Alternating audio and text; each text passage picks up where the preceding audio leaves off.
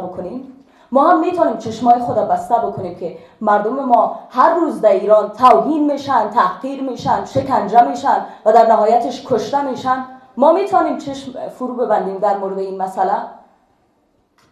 ما از حکومت ایران در مورد مردم خود ما ترحم نمیخوایم، چیزی که طالبا گفتن. ما انسانیت میخوایم، ما همسایه‌داری میخوایم، ما رعایت اصول حقوق بشر و اصول حقوق بین الدول میخوایم که رعایت بکنن.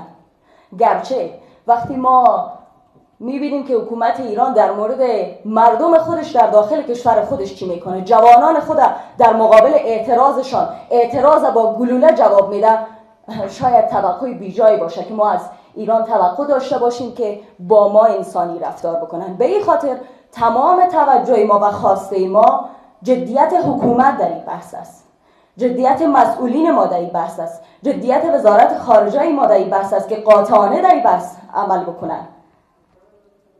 وقتی شواهد مشخص در این رابطه وجود داره، پس من فکر میکنم که هیچ درنگی نباید کرد و این بار اول نیست. به این دلیل این مسئله باید در مراجع بین المللی دنبال بشه.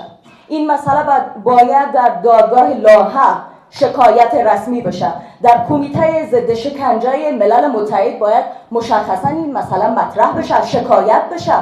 تا کی ما میتونیم که در مقابل اون ظلمی که حکومت ایران در هر بحثی بر ما روا داشته سکوت بکنیم؟ بله، ما وابستگی های خود نسبت به کشورهای همسایه ما میدانیم، ما مجبوریت های خودم میدانیم.